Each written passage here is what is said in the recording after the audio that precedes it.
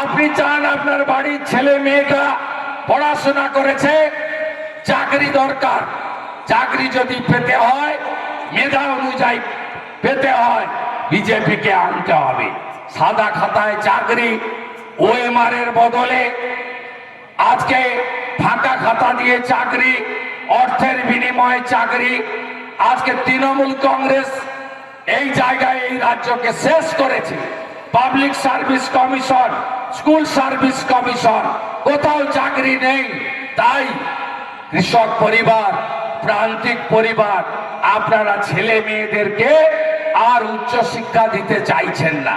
সবাই জেনে গেছে মমতা থাকলে চাকরি হবে না, চাকরি হবে না, চাকরি হবে না।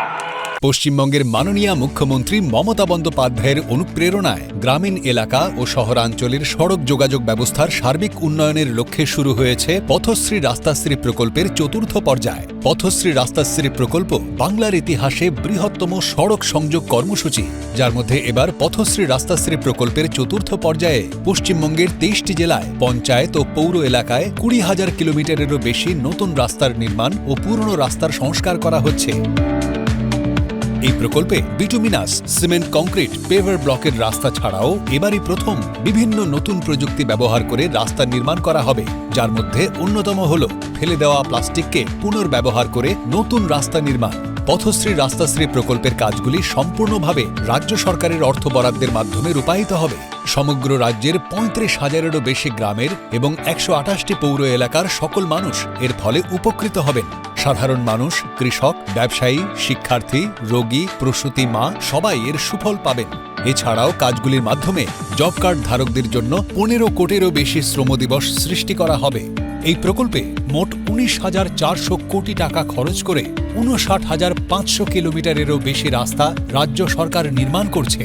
2011 সালের পর থেকে রাজ্য জুড়ে ইতিমধ্যেই 1,83,084 কিলোমিটারেরও বেশি রাজ্য সড়ক, গ্রামীণ রাস্তা ও অন্যান্য রাস্তার নির্মাণ ও পুনর্নির্মাণ সম্পূর্ণ হয়েছে।